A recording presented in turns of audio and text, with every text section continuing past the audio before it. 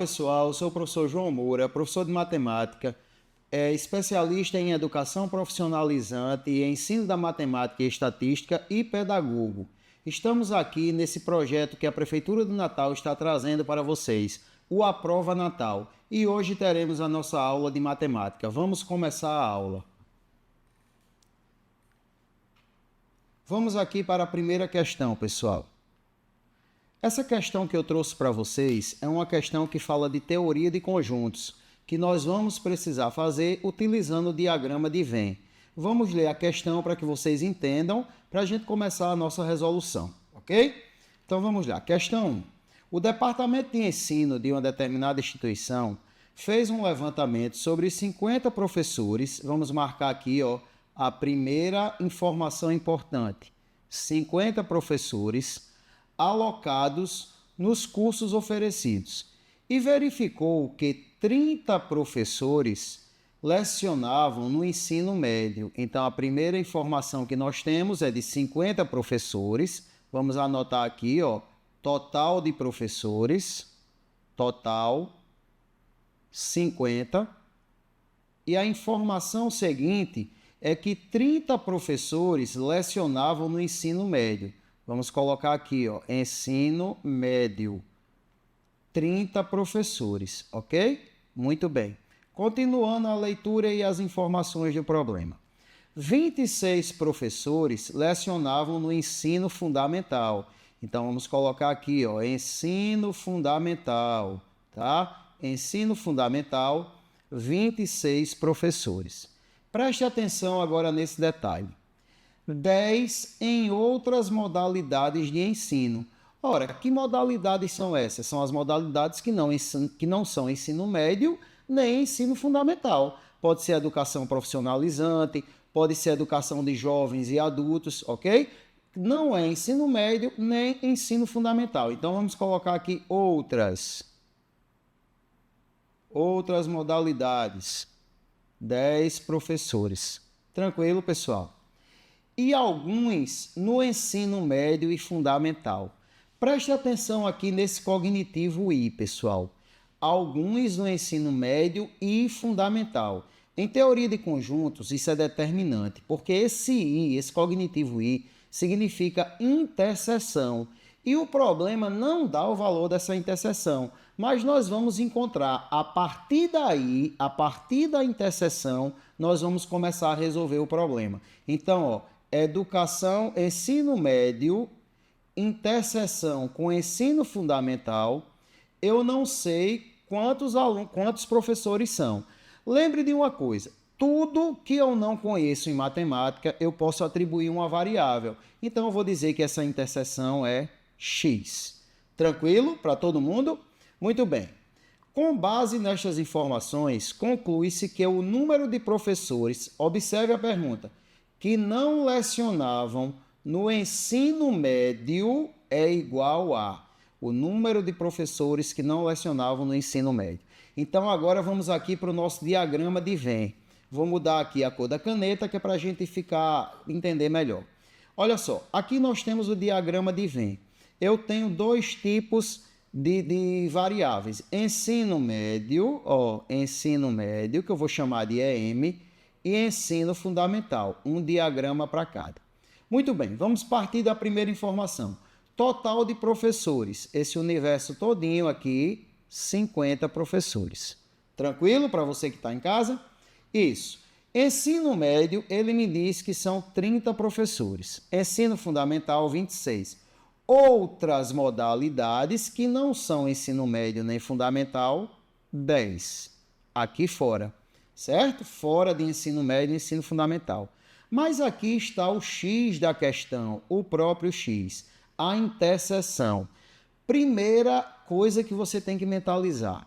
Qualquer problema que eu vou resolver através de diagrama, eu começo pela interseção. Por quê, professor? Porque são os termos comuns, são os elementos comuns a todos os conjuntos. E se eu não conheço a interseção, eu chamo de X. E a interseção é essa região, vou marcar aqui de verde, essa região onde os dois conjuntos se cruzam. Aqui nós temos a interseção, aí onde está o meu X. A partir daí, nós vamos começar a resolver o problema. Vê só, o que é que o problema me fala? Que o ensino fundamental são 26 professores. Essa área aqui do ensino fundamental que eu vou usar o lápis azul. Ó, 26 professores. Tranquilo. Mas desses 26, eu já tenho x aqui na interseção, ó. Então, é 26 menos x. Tranquilo, pessoal? 26 menos x, que são os 26 professores, mas tem alguns que são professores do ensino médio e do ensino fundamental, estão na interseção. Então, aí está a nossa primeira informação sobre os ensinos, fundamental e médio. Beleza? Agora vamos para o médio. Ensino médio. Deixa só eu apagar isso aqui e passar para o lado de cá. Vamos lá, aqui na borracha, rapidinho. Opa, borracha.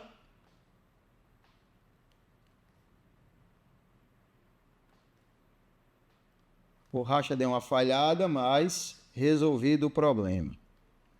Então, aqui, ó, ensino fundamental 26 menos x, beleza? Ensino médio agora, pessoal, são 30 professores, 30 professores. Então, 30 menos os que estão aqui na interseção, 30 menos x. Raciocina aqui comigo. Tudo que está dentro desse diagrama, tá? Somado com os 10 que não são do ensino fundamental nem do ensino médio, quando eu somar todos esses valores, tem que dar quanto? Exatamente o que você está pensando, 50, porque são o total de professores. Então, vamos fazer isso aqui, ó. Vamos fazer isso aqui embaixo. Pegar o ensino médio, 30 menos x, mais a interseção x, mais o ensino fundamental, 26 menos x, mais os 10 que nem são de ensino médio nem de fundamental. Isso tem que totalizar quanto? 50. Tranquilo aí para todo mundo? 50. Resolvendo essa equaçãozinha de primeiro grau, eliminando aqui os parênteses, 30 menos x mais 26 menos x mais 10 igual a 50. Tranquilo, pessoal? Tudo tranquilo aí para vocês? Então, vamos lá. Variáveis opostas aqui, soma de opostos, menos x com mais x dá zero. O que é que sobrou de variável para a gente? Menos x. Agora, vamos somar aqui os semelhantes. Ó. 30 mais 26, 56, mais 10, 66, mais 66, igual a 50. Equação do primeiro grau. Lembre, o que é uma equação? Sentença matemática aberta expressa por um sinal de igualdade. Ah, professor, o que é uma sentença matemática que é aberta? É quando tem a variável. Ó. Se tem variável, ela é aberta. Nós vamos encontrar o valor dela. Então, aqui eu vou ficar com menos x igual a 50. Se o 66 está positivo, vai para o segundo membro com a operação contrária, menos 66, ok? Então, nós temos aqui, ó, menos x igual a menos 16. Lembra aí, pessoal, quando a nossa variável está negativa, o que é que nós fazemos? Exatamente o que você está pensando. Multiplica tudo por menos 1. Quando eu multiplico por menos 1, eu não estou alterando a minha equação. Eu estou encontrando uma equação equivalente. Então, aqui vai ficar, ó, menos x vezes menos 1 dá x positivo. Menos 16 vezes menos 1 dá 16 positivo. Aí tenha cuidado. Você achou que x é 16. Você olha lá nas alternativas, você vai ver que a letra B é 16. Não marque. O capetinha vai ficar, acertou, é B. Não é, pessoal. Esse B é quem? É o valor da interseção, ok? O valor da interseção. Aí agora a gente pode achar tudo nesse diagrama, ó. Ensino médio, 30 menos 16. Então, eu tenho aqui que ensinam somente no ensino médio, 14. Ensino fundamental, 26 menos 16. Professores que lecionam somente no fundamental, 10. Mas o que o problema quer não é nada disso. Ele pede aqui, ó, conclui-se que o número de professores que não lecionavam no ensino médio, então essa parte do ensino médio aqui, ó, para mim não serve, ok? É igual a, o que é que a gente vai observar? Apenas o ensino fundamental, que 10 professores ensinam somente no fundamental, tá certo? E o que mais, pessoal? Preste bem atenção. Os 10 que não ensinam nem no fundamental, nem no médio. Eles também não ensinam no médio. Então, eu vou pegar isso aqui e vou somar, ó, 10 mais 10. Agora sim, agora eu encontrei a solução. Resposta correta, letra C, 20. Ok, minha gente? Então, não esqueça, teoria do conjunto, quando você vai começar a resolver algum problema usando o diagrama de Venn, você tem que encontrar primeiro a interseção, que são os elementos comuns a todos os conjuntos. E lembre dos cognitivos. I significa interseção, ou significa união. Beleza, pessoal? Vamos passar aqui para a nossa próxima questão. Segunda questão. Uma questão também bem tranquila para a gente debater aqui e discutir um pouquinho sobre ela. Vê só, o que é que o problema diz? Uma televisão pode ser posicionada de modo que consiga enxergar os detalhes de uma imagem em alta definição. Considere que a distância ideal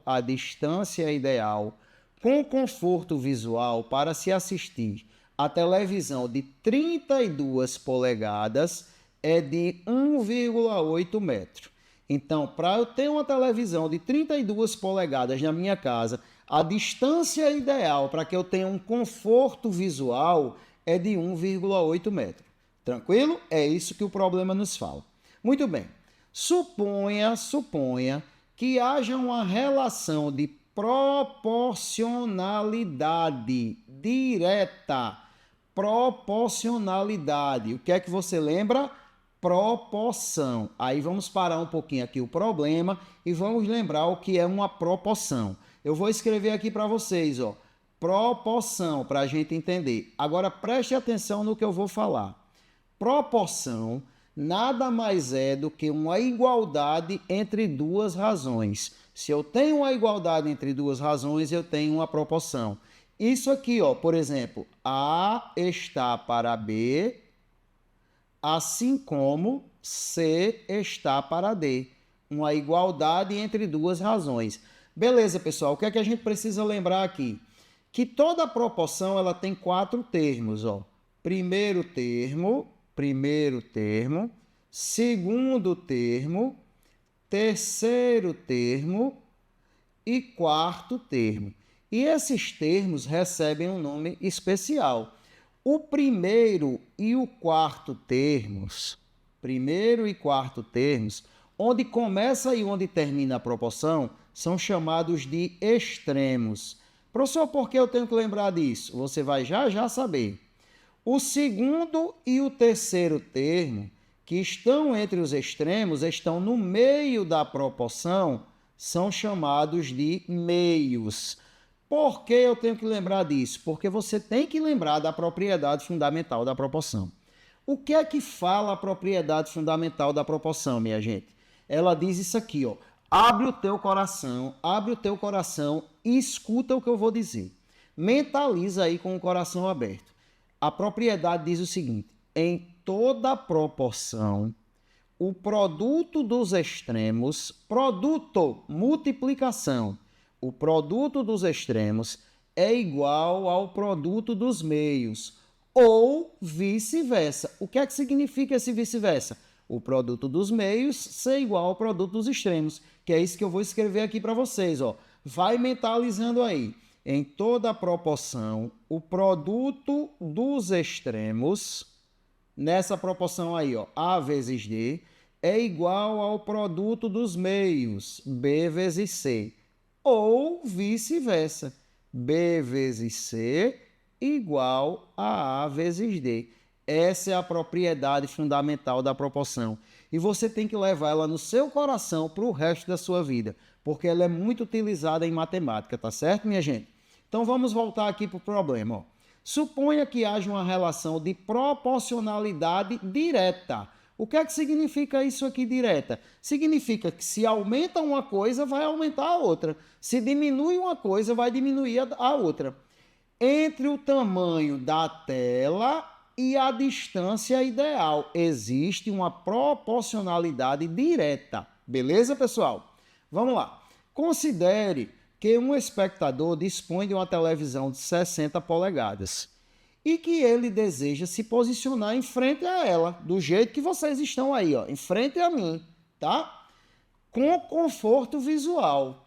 A distância da televisão em metro em que o espectador deve se posicionar para que tenha conforto visual é mais próxima de... o problema fala que é uma proporcionalidade direta. Então, veja só, pessoal. Uma televisão de 32 polegadas, como ele falou, tem que estar a uma distância de 1,8 metros. Ora, se é diretamente proporcional, então a televisão de 60 polegadas tem que estar a uma distância de quantos metros? Não sei, mas isso não é problema para a gente. Por quê? Porque na questão anterior eu falei a vocês, tudo que eu não conheço em matemática eu posso chamar de x. Então eu vou chamar isso aqui de x. E aí eu vou aplicar a propriedade fundamental da proporção, que nós acabamos de ver, que fala o seguinte, em toda proporção, o produto dos extremos, olha aqui, ó, 32 vezes x, é igual ao produto dos meios, 60 vezes 1,8.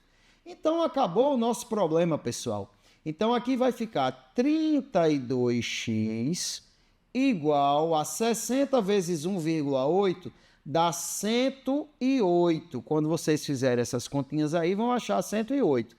Beleza, professor, mas eu quero achar o valor de x. Aí tem 32x. Fácil, né, pessoal? Equação, tudo que está multiplicando no primeiro membro, que é antes da igualdade, vai para o segundo membro com a operação contrária. Então, se está multiplicando x, vai para o segundo membro dividindo o 108. 108 dividido por 32. E aí nós vamos encontrar 3,375 metros. 375, peraí, faltou um 3 aqui, deixa só eu colocar. Vamos lá. 3,375 metros.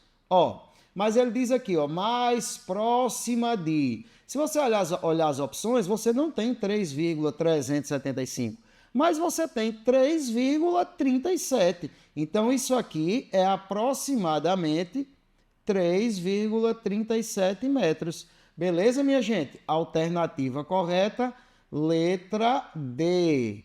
De demais essa questão. Tranquilo, as duas primeiras para vocês. Vamos continuar aqui, vamos passar para a nossa próxima questão. Deixa só eu ajustar aqui. Próxima questão. Muito bem. Vamos ler essa questão número 3 agora, tá? Acompanha aí comigo.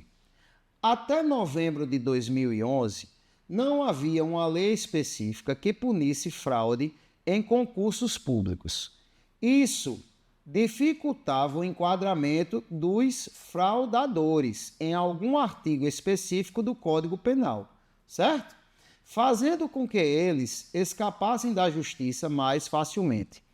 Entretanto, com o sancionamento da Lei 12.550 de 2011, é considerado crime utilizar ou divulgar indevidamente o conteúdo sigiloso de concurso público, com pena de reclusão, olha aqui o que vai interessar para a gente, com pena de reclusão de 12 a 48 meses. Isso significa que a pena pode ser de 1 a 4 anos de prisão.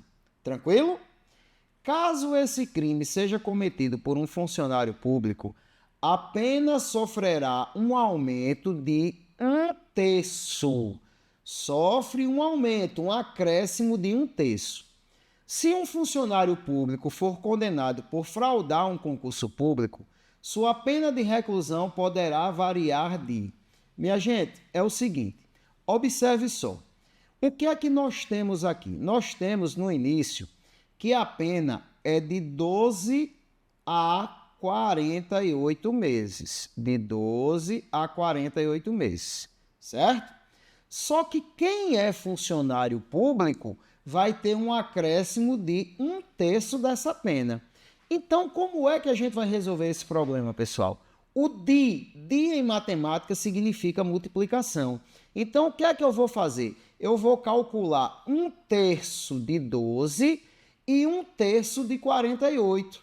E isso vai ser o acréscimo da pena. Tenha cuidado, tá? Porque vocês vão ver a pegadinha que tem na questão. Então, vê só, vamos calcular aqui 1/3 de 12, ó. 1/3 de 12, ó.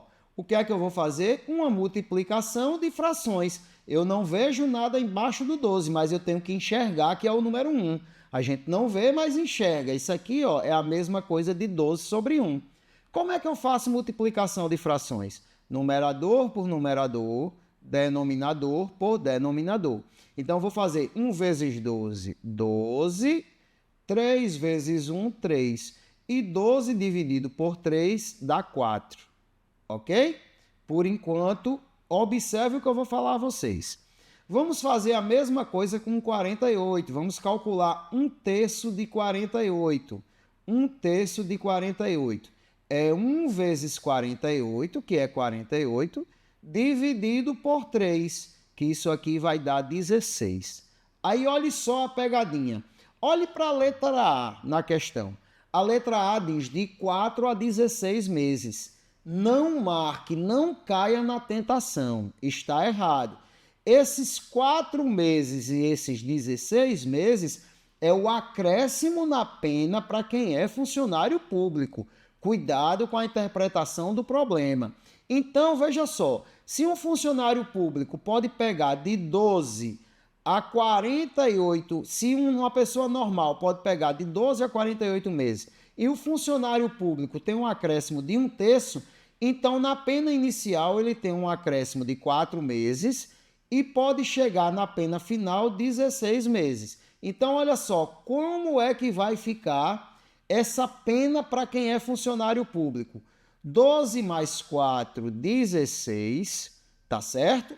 E 48 mais 16, 64. Então, a pena para quem é funcionário público vai ser essa daqui, ó, de 16 a 64 meses. Então, a alternativa correta, tenha cuidado, é letra C, 16 a 64 meses.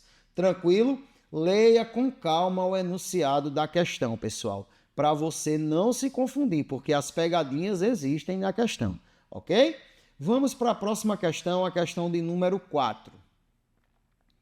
Questão de número 4. Bacana essa questão, tá? Uma questãozinha de equação exponencial. Que coisa linda, né, minha gente? Vamos ler aqui a questão para vocês, tá? Uma emissora de TV vende seu horário comercial da seguinte maneira: o cliente escolhe quantas pessoas, no mínimo, devem ver seu produto, tá? E a emissora calcula quantos dias a propaganda deve ser veiculada. O cliente vai dizer: eu quero que pelo menos tantas pessoas vejam o meu produto. Aí a empresa lá de propaganda vai dizer: para tantas pessoas verem o seu produto, sua propaganda vai ter que ser veiculada em tantos dias. Muito bem. Só que para isso ela usa uma relação entre o número P, olha só, P de pessoas que conhecem o produto após N dias consecutivos de propaganda. Expressa por isso aqui, ó, por P, por essa formulazinha aqui, ó. P igual a 6 mais 6, que multiplica 36 elevado a N. Elevado a N. O que é que o problema quer? O valor de N, ele quer isso aqui, ó, para que 7.782 pessoas consigam esse produto. Então, eu tenho aqui, pessoal, uma equação exponencial. Equação, eu já falei a vocês o que era hoje. Sentença matemática aberta expressa por um sinal de igualdade.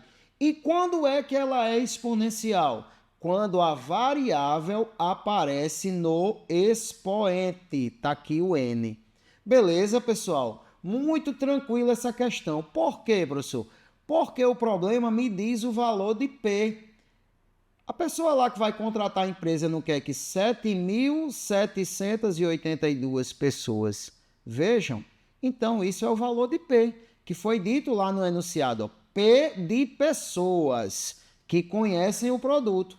Então, o que é que a gente vai fazer? Deixa eu repetir aqui a equação.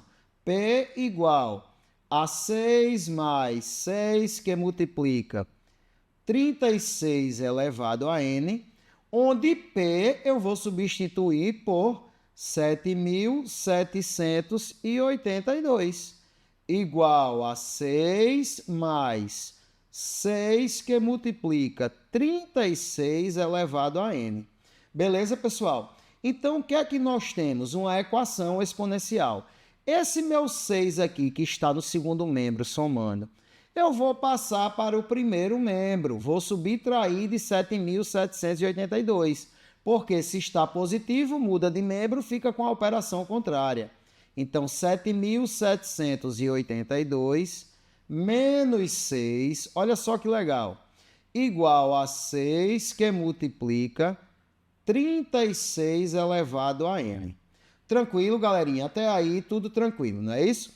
Então, nós vamos ter aqui, ó, 7.776, que é 7.782 menos 6, igual a 6, que multiplica 36 elevado a n.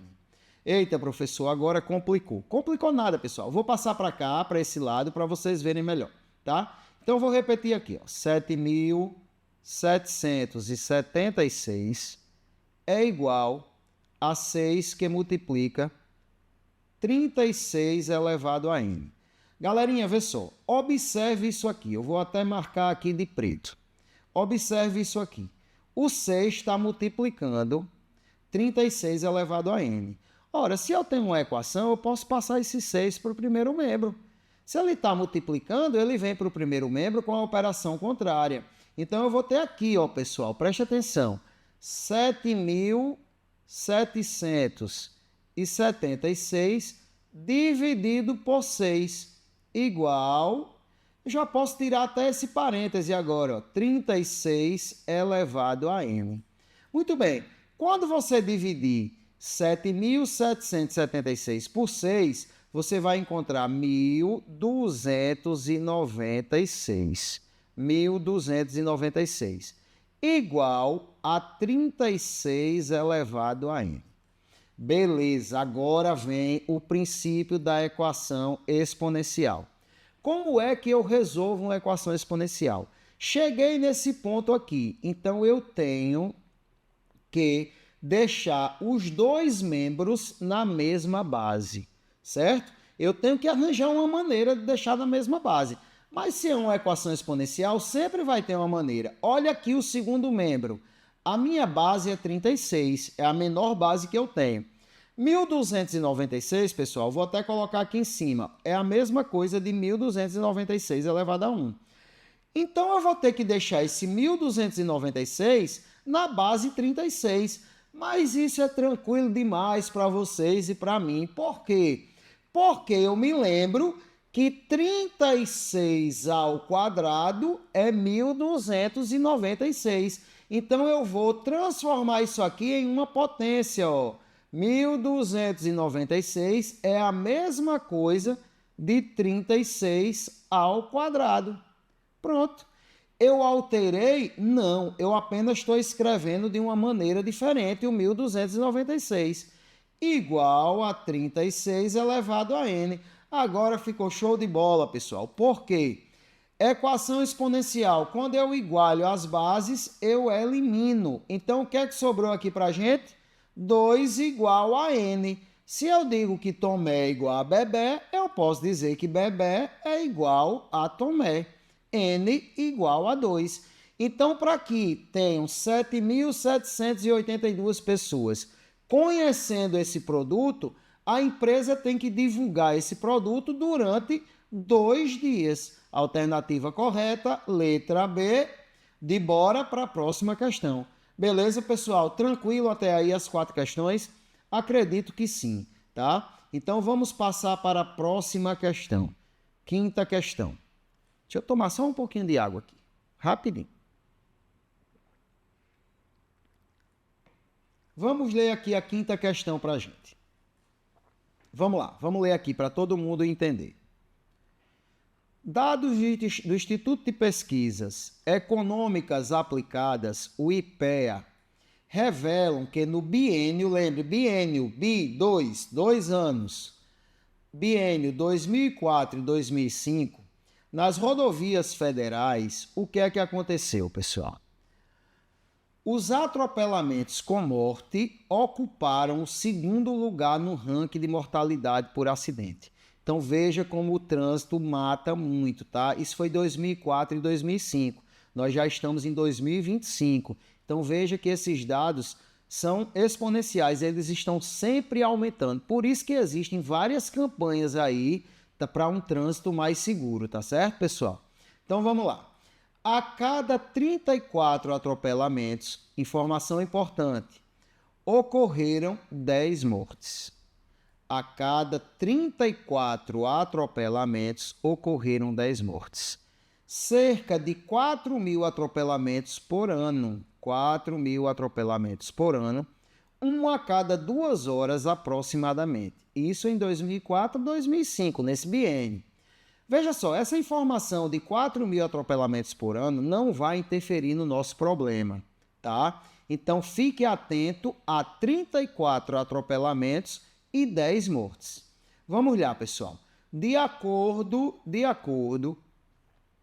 com os dados, se for escolhido aleatoriamente, aleatoriamente, já me vem à memória o quê?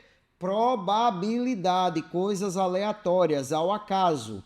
Se for escolhido aleatoriamente para investigação mais detalhada, um dos atropelamentos ocorridos no biênio 2004-2005, a probabilidade, olha só, de ter sido um atropelamento sem morte é.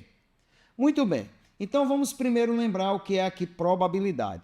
Galerinha, probabilidade é uma razão especial, uma razão entre os casos favoráveis e os casos possíveis. Ah, professor, o que é isso? Casos favoráveis e casos possíveis. Casos favoráveis, pessoal, é aquilo que eu quero que aconteça. Casos possíveis é tudo que pode acontecer. Então, ó, a formulazinha de probabilidade para você mentalizar bem fácil, tá? Casos favoráveis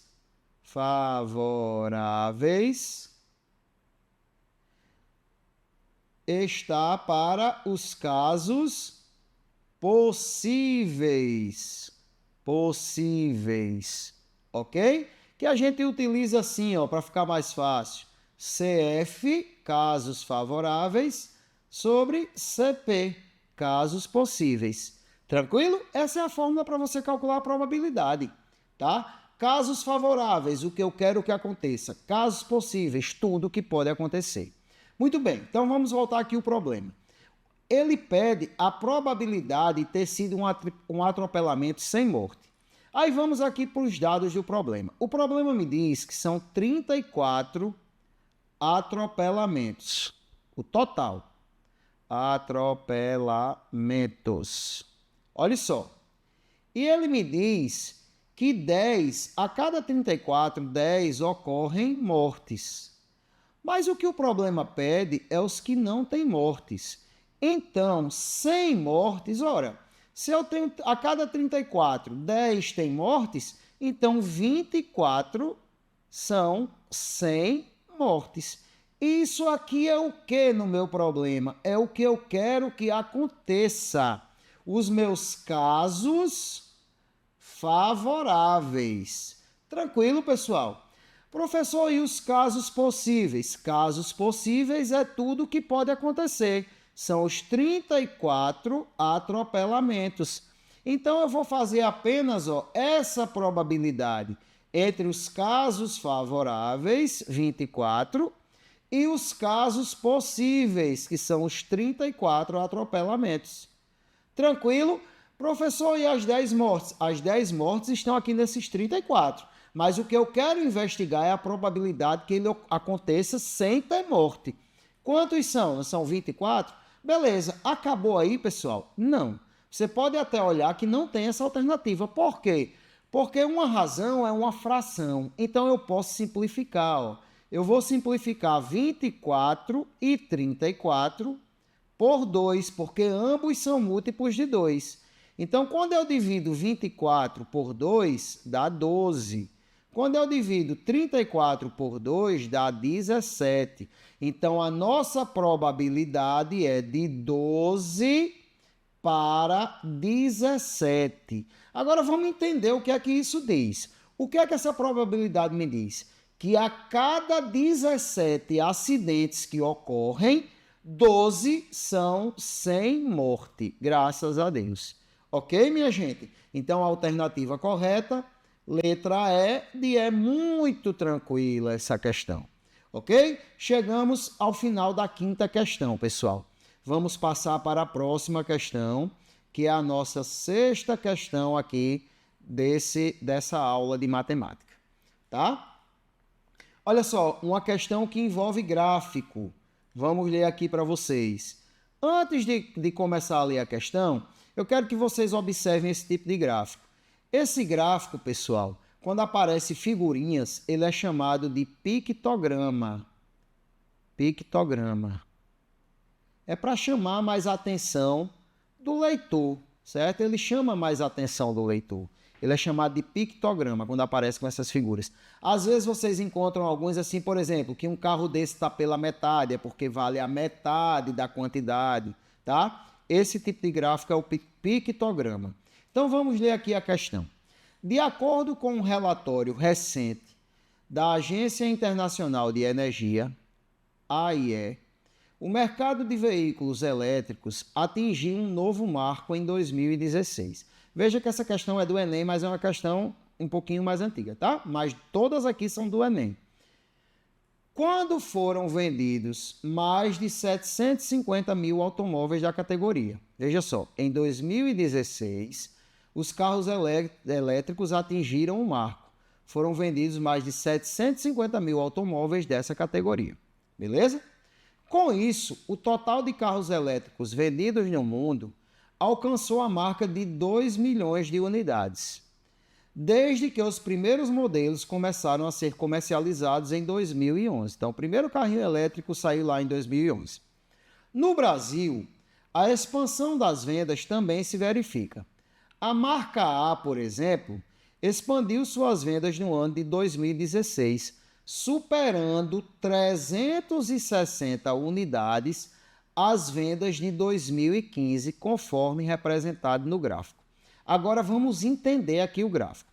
2014 nós temos a figurinha de um carro, 2015 a figurinha de 2, ou seja, a gente já vê que dobrou a produção. 2016 nós temos 5 carrinhos aí desenhados. O que é que ele diz, pessoal? Vamos para a coisa importante da questão.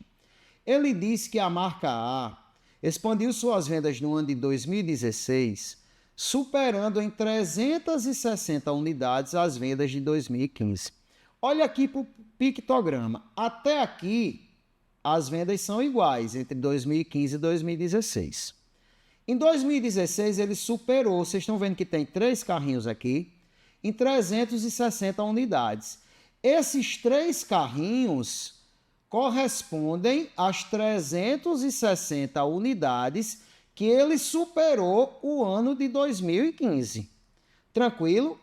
Qual o segredo da questão? Qual o ponto inicial? Descobrir quanto vale cada carrinho desse em unidades. Então, o que é que eu vou fazer aqui, pessoal? Se a informação que eu tenho é que superou em 360 unidades, eu vou pegar aqui 360 e dividir por 3, que corresponde a esses 3 carrinhos que superaram as vendas. Então, isso aqui dá o quê, minha gente? 120. Então, significa dizer que cada carrinho desse corresponde a 120 unidades. Agora eu vou ler o resto do problema e ver o que é que ele quer. Olha só, o que é que o problema pede? A média anual do número de carros vendidos pela marca A nos anos representados no gráfico foi de... Então, o que é que ele pede? Média. Que tipo de média é essa? Média aritmética simples. Como é que a gente resolve uma média aritmética simples? Eu somo todos os valores e divido pela quantidade deles. Então, o que é que a gente tem que fazer aqui primeiro? Saber quantos carros foram vendidos em cada ano. Então, vamos colocar aqui, ó.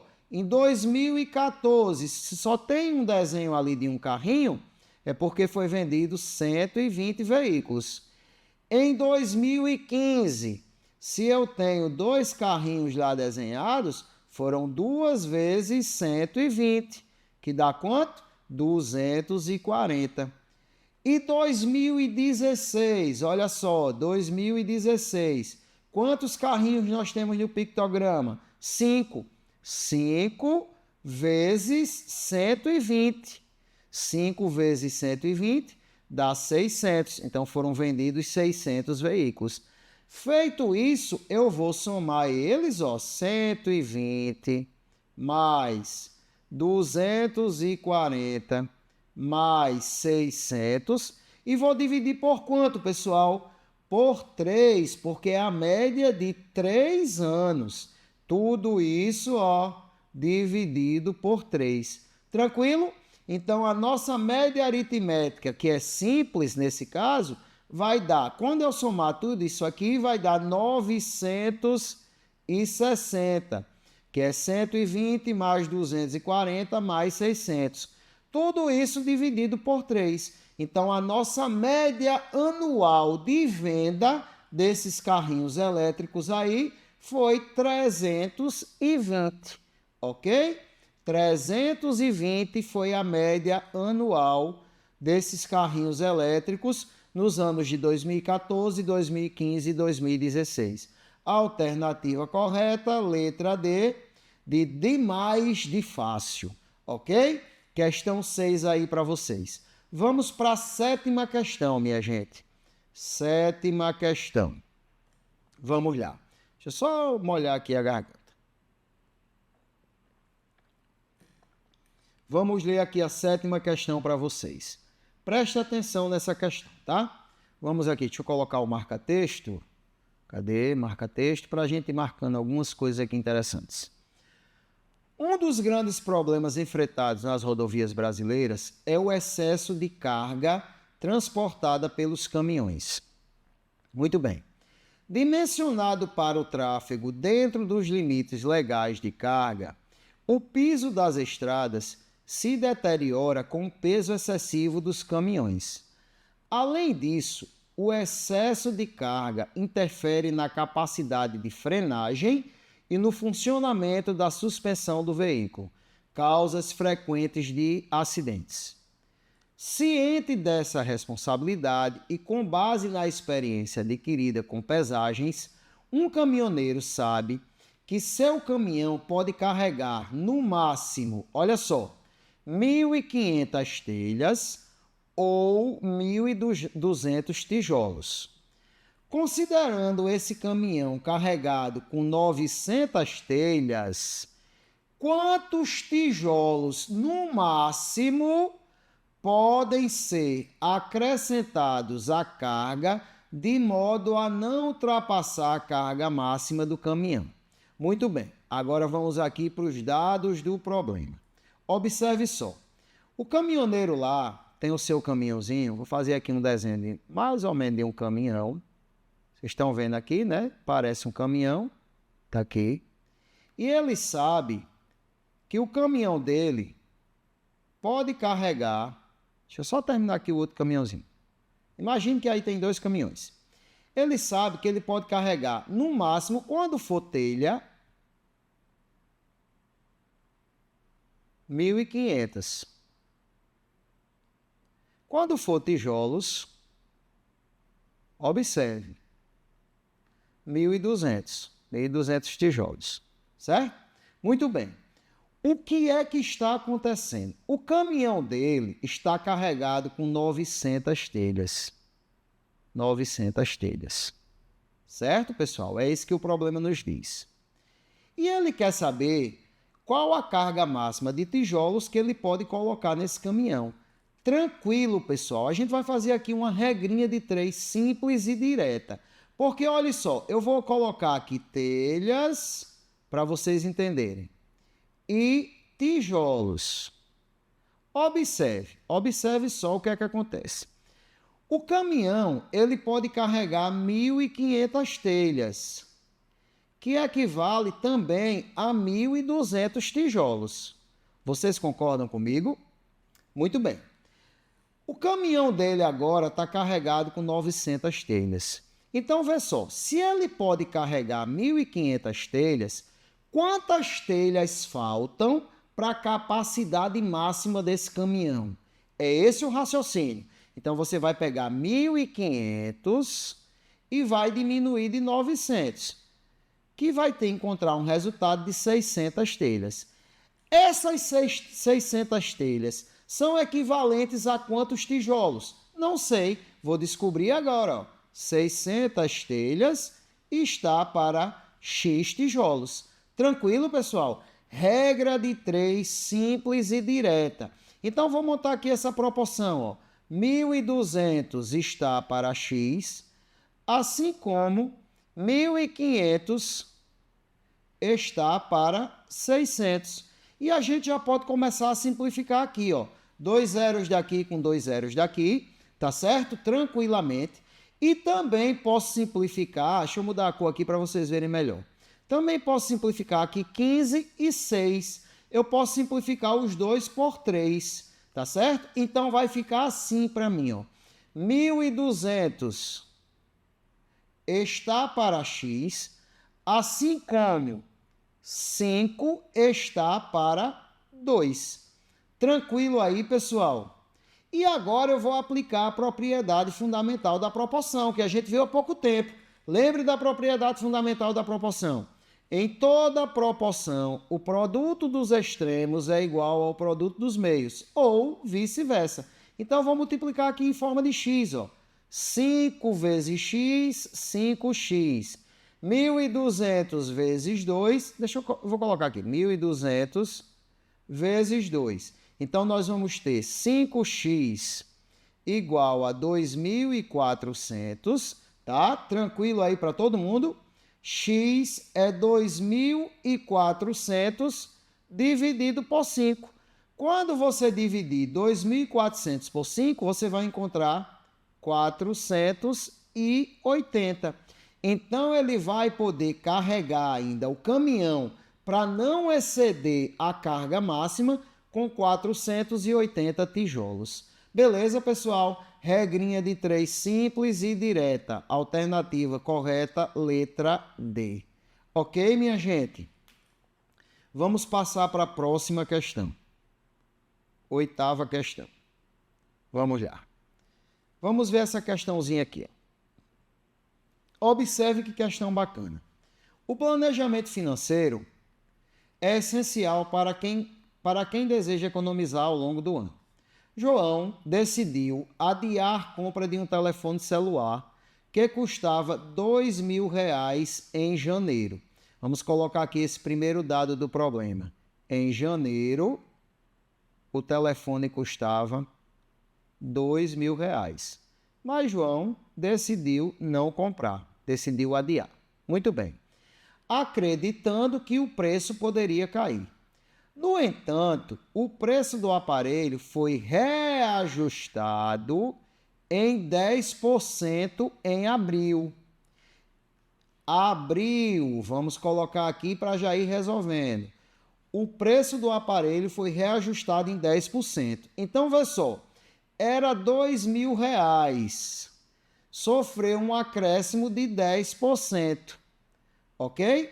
Vamos calcular 10% de 2.000, ó, de 2.000. Então, 2.000, você faz isso, ó, vezes 10 sobre 100, certo? Simplifica 2 zeros daqui com 2 zeros daqui. E o que é que você vai ter? 20 vezes 10, que vai dar quanto? R$ 200.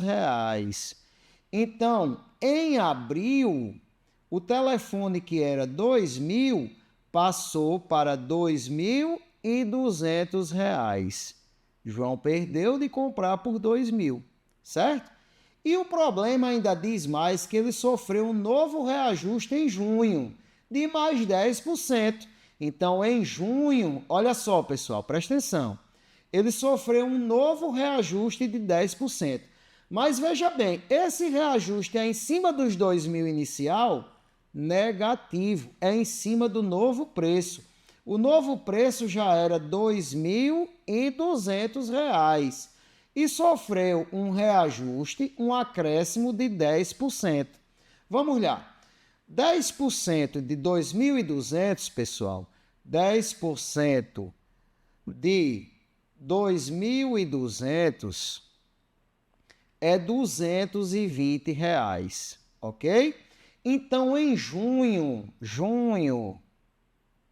eu colocar aqui junho, porque tem o J ali de janeiro, então vamos colocar junho, o telefone passou a custar os 2.200 anterior, mais os 220 dos 10%. Então, em junho, o valor do telefone foi para R$ 2.420 em junho. Olha só o pulo que já deu, tá? João quis economizar, o celular aumentou. Aí, o que é que aconteceu? Somente em novembro, mês do seu aniversário, e durante uma promoção, João decidiu comprar o celular, aproveitando um desconto de 20% sobre o valor vigente na época. Que época? Em novembro. Considerando todos esses reajustes e o desconto aplicado, qual foi o valor pago na compra do celular? Fácil, minha gente. Nós vamos pegar agora o preço que está R$ 2.420 e vamos calcular 10% para saber quanto é que dá. Quanto é, minha gente? 10% de 2.420. Exatamente. Quando você fizer as continhas aí, é isso que você pensou. R$ 484. Isso é 10% de 2.420. Ele teve um desconto. Então, agora, para a gente encontrar o preço que João pagou, eu vou pegar 2.420 e vou diminuir de 484.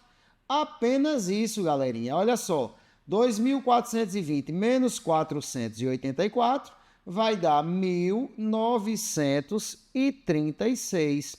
Então, João pagou pelo celular em novembro R$ 1.936.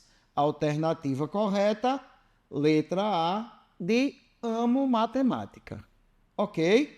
Então, vamos agora para a nossa penúltima questão, a questão de número 9, certo? Vamos passar aqui para a questão de número 9. Nossa penúltima questão. Olha só, pessoal, uma questãozinha que envolve função exponencial. Vamos prestar atenção nessa questão, que ela é muito bacana, tá certo? Vê só. Vamos ler aqui a questão.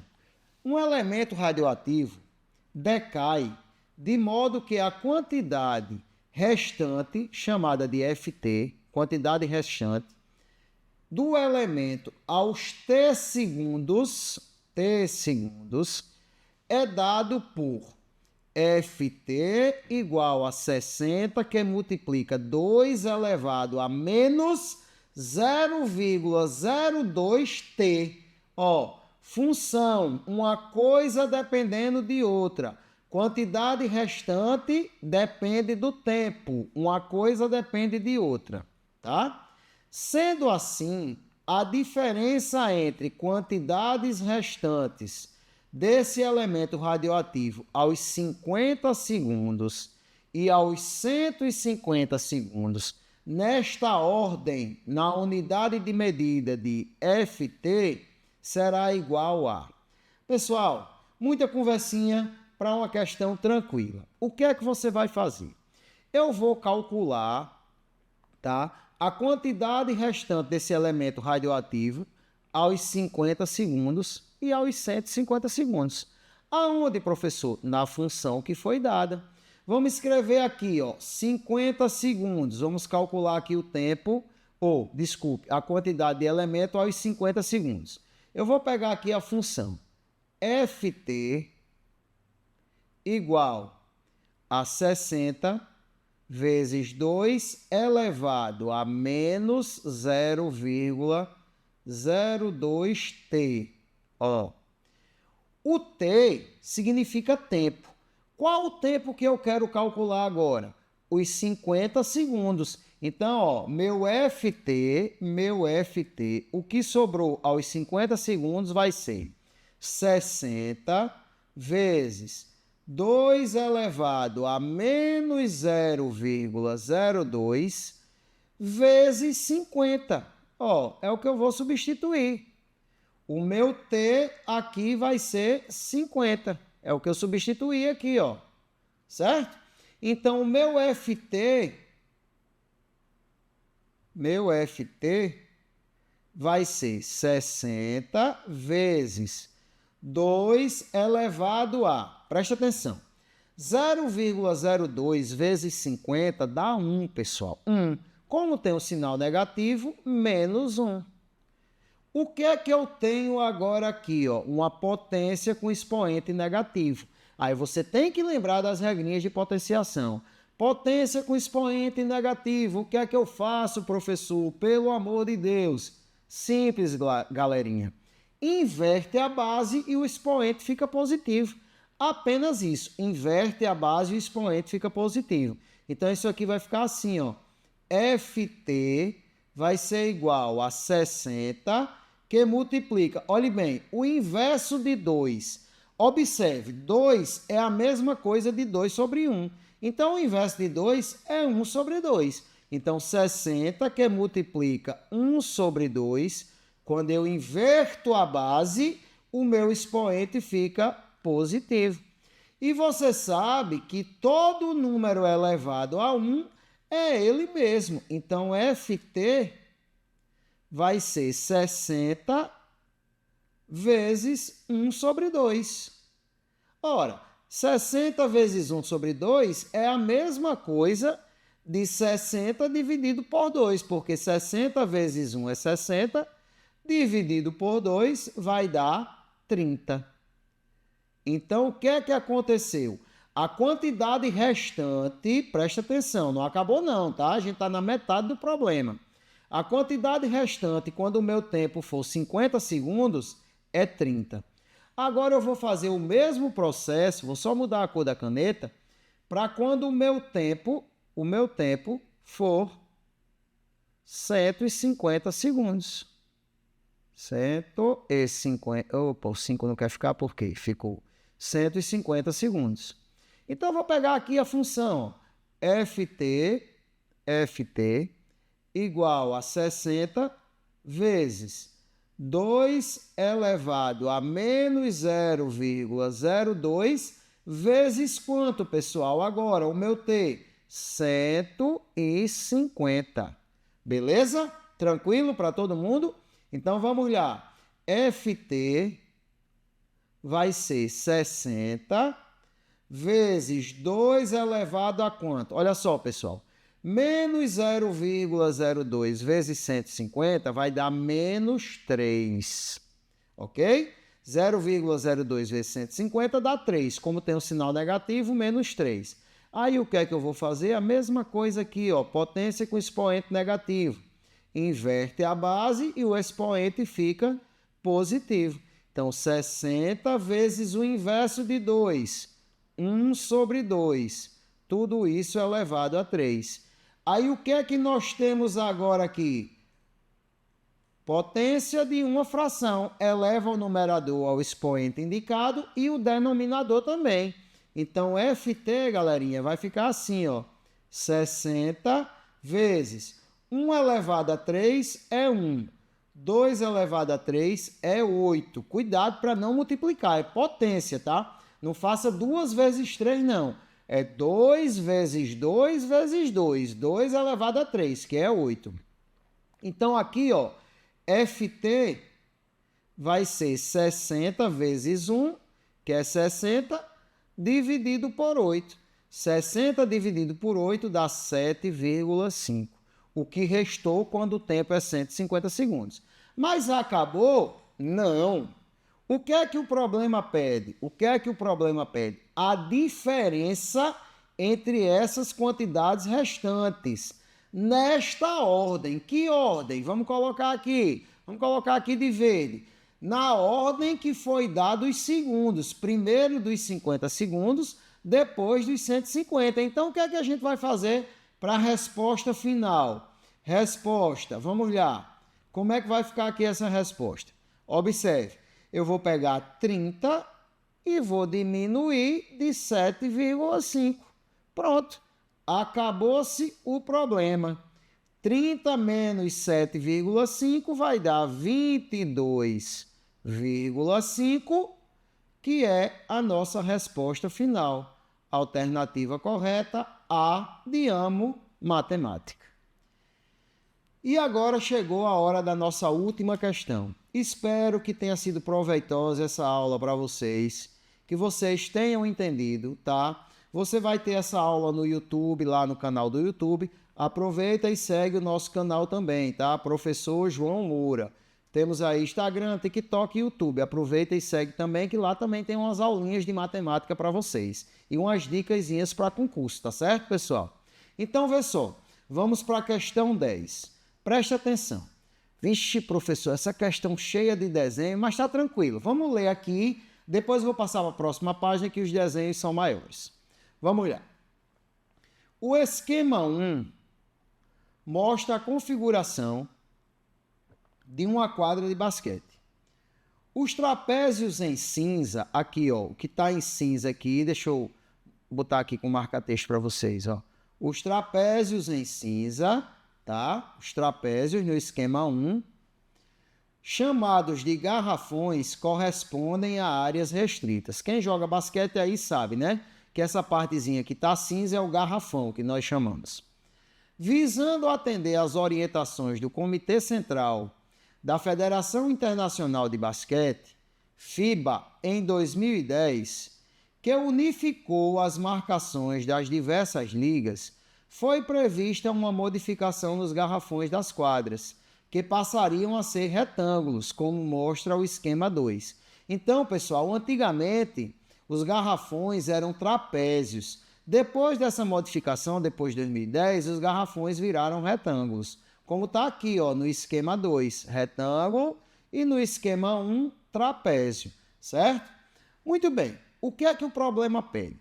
Após executadas as modificações previstas, houve uma alteração na área ocupada por cada garrafão, que corresponde a um aumento de 5.800 centímetros quadrados, um aumento de 75.400 centímetros quadrados, um aumento de 214.600 centímetros quadrados, ou a diminuição de 63.800 centímetros quadrados, e ainda a letra E, diminuição de 272.600 centímetros quadrados. Muito bem, vamos fazer esses cálculos agora, porque aqui nada mais é do que a área de figuras planas. Olha só aqui, vê só, pessoal. Aqui na área restrita, na área 1, o meu garrafão, eu vou botar aqui uma setinha para vocês, é um trapézio. Tá? Trapézio. Então, o que é que eu tenho que fazer? Calcular a área do trapézio. Simplesmente isso. Aqui eu vou calcular a área do trapézio. Na minha figura 2, olha aqui a figura 2, eu tenho um retângulo. Então, na figura 2, eu vou calcular a área de um retângulo e vou ver a variação que teve, se foi acréscimo ou se diminuiu, se aumentou ou se diminuiu essa área, tá? Mas beleza, pessoal. E aí, professor, como é que eu vou fazer? Você tem que lembrar como é que calcula a área de um trapézio. Então, vamos colocar aqui para vocês, ó. A área de um trapézio, pessoal, é o semiproduto da soma das bases pela altura. Que danado é isso, professor? Semiproduto da soma das bases pela altura. Vamos para a linguagem popular. Área do trapézio, base maior mais base menor, vezes altura dividido por 2. Base maior mais base menor, vezes altura dividido por 2. Beleza, minha gente? Ok. Vamos olhar aqui na figura. Quem são as bases do trapézio? A minha base maior é essa aqui, ó, 600, que eu estou marcando para vocês. E a minha base menor, 360, essa daqui que eu estou marcando para vocês. E a altura, professor? A altura está aqui, ó, a distância entre as bases, que é 580, que eu estou marcando aqui para vocês também. Então, o que é que a gente vai fazer? Apenas substituir letras por números, tá? Então, a nossa área vai ser, quem é a minha base maior? Vamos lá, 600. Mais, quem é a minha base menor? 360. Que multiplica a altura. Quanto é a altura? 580. 580. Tudo isso dividido por 2, certo? Então, a minha área vai ser, presta atenção, tá? 600 mais 360, 960, vezes 580. Tudo isso dividido por 2. Quando você multiplicar 960 por 580, você vai encontrar 556.800. Tudo isso dividido por 2. Então, a área do garrafão lá, quando é um trapézio, é de 278.400, o que, minha gente? Centímetro quadrado, porque se trata de área, produto de duas dimensões. Então, essa é a área quando o garrafão era um trapézio. Agora, vamos ver aqui a área com o garrafão sendo um retângulo. Vou fazer aqui os cálculos de azul. Muito bem, como é que eu calculo a área de um retângulo? A área de um retângulo é o produto da base pela altura. Apenas isso. Base vezes altura. A minha base aqui quanto é? Está aqui, ó, 580. E a minha altura, que é a distância entre as bases? 490. Então, a minha área vai ser 580 vezes quanto, pessoal? 490. É assim que a gente determina a área de um retângulo, base vezes altura. Então, aqui, quando eu multiplicar 580 por 490, vai dar 284.200 centímetros quadrados, porque se trata de área. Beleza, o que é que eu vejo? Era 278.400, passou para 284.200. Então, eu já sei que teve um acréscimo, aumentou, teve um aumento. Aumentou de quanto, pessoal? Agora basta eu pegar a área maior, 284.200 centímetros quadrados, e subtrair da área menor, 278.400 centímetros quadrados, que nós vamos encontrar 5.800 centímetros quadrados de aumento. Vou só voltar aqui para... Não, mas aqui já dá para saber.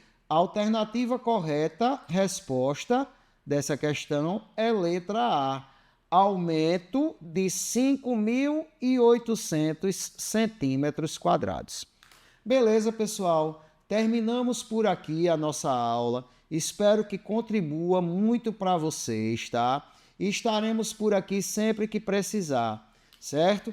A nossa aula finalizou e uma boa prova para todos, um bom Enem, um bom concurso público. Um abraço do professor João Moura.